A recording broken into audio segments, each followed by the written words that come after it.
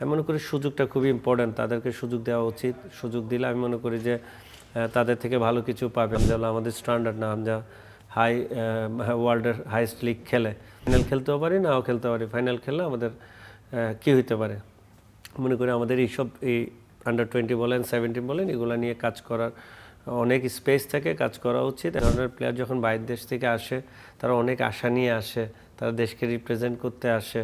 তারা আসলে আমি মনে করি যে অনেক প্লেয়ার কোয়ালিটিফুল প্লেয়ারই আসে, তাদেরকে সুযোগ না মানে সুযোগটা যদি আপনি করে দিতে না পারেন তাইলে তারা আবার সেই দেশে চলে যায়, তারা সার্ভিস দিতে পারে না ন্যাশনাল টিমে। আমি মনে করি সুযোগটা খুবই ইম্পর্ট্যান্ট, তাদেরকে সুযোগ দেওয়া উচিত। সুযোগ দিলে আমি মনে করি যে তাদের থেকে ভালো কিছু পাবে, কারণ এটা অতীত থেকে টানা।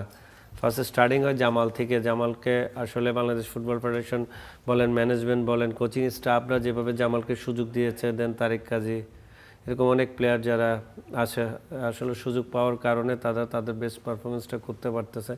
হামজা তো ভিন্ন, হামজা হলো আমাদের স্ট্যান্ডার্ড না, হামজা ওয়ার্ল্ডের হাইস্ট লিগ খেলে, তার ব্যাপারটা খুবই ভিন্ন। তার মতো প্লেয়ার আমাদের দেশে খেলা, তাই আমাদের দেশে রিপ্রেজেন্ট করে।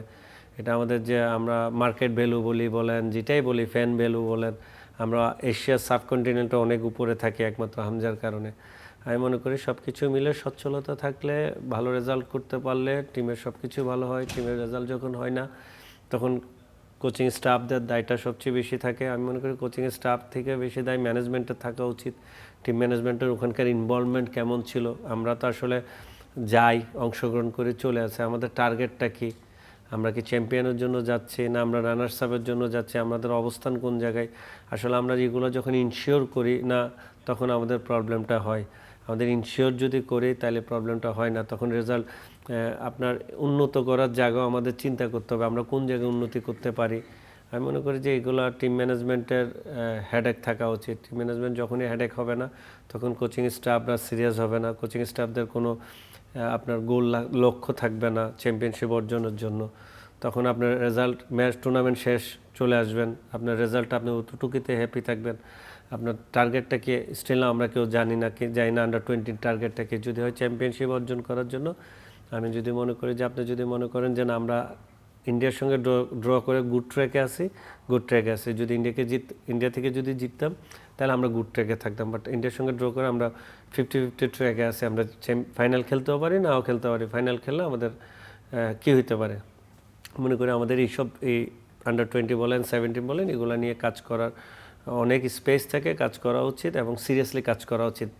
এখান থেকে ফলাফল রেজাল্টটা আন্ডার-20-তে পাবে। এবং আমরা রোনানকে জানি তিনি একজন সেট পিস স্পেশালিস্ট হিসেবে আমরা তাকে জানি। তো আজকের যে একমাত্র গোলটা বাংলাদেশে সেটাও তার কর্নার থেকেই এসেছে।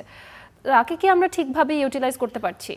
আপনাকে বললাম তাকে সুযোগটা দেওয়া হয়েছে, গেম টাইম দেওয়া হয়েছে, দ্যাটস ওয়াই সে তার পারফরমেন্সটা শো করতে পেরেছে। সে যদি গেম টাইম দিতে না পারতো, গেম টাইম যদি না পাইতো তাহলে আপনি তার এই পারফরমেন্সগুলি, যেমন ফার্স্ট ম্যাচে সে এক্সট্রাঅর্ডিনারি গোল করা ফ্রি কিকে, আজকে কর্নারে আসলে কর্নার বেস্ট কর্নার, আমি মনে করি যে কর্নার স্পেশালিস্টের মতো কর্নার সে অ্যাসিস্ট করা দুইটা ম্যাচে তার ইনভলভমেন্ট, টিমের মধ্যে ইনভলভমেন্টটা আসলে চোখে দেখার মতো। দ্যাটস ওয়াই আমি মনে করি সুযোগটা দিলে আপনি বুঝতে পারবেন যে একটা প্লেয়ার আরেকটা প্লেয়ারের ডিস্টেন্স কী হতে পারে। আমি এখনও বলি বাইরের দেশ থেকে যারা আমাদের প্লেয়াররা আসে তারা আমাদের দেশে অনেক প্লেয়ারের থেকে এক্সট্রাঅর্ডিনারি হয়, তাদের বেসিক সেন্স ভালো হয়, টাচ ভালো হয়। এখন আমাদের দেশের সঙ্গে তাদের প্লেয়ারদের সঙ্গে, মাঠের সঙ্গে, টিমমেটদের সঙ্গে, তারপর হলো টিম স্টাফদের সঙ্গে কীভাবে অ্যাডজাস্টমেন্টটা যত তাড়াতাড়ি আমরা করব, তাদের করতে একটু লেট হবে, আমরা যত তাড়াতাড়ি করব তত তাড়াতাড়ি আমাদের জন্য বেটার হয়।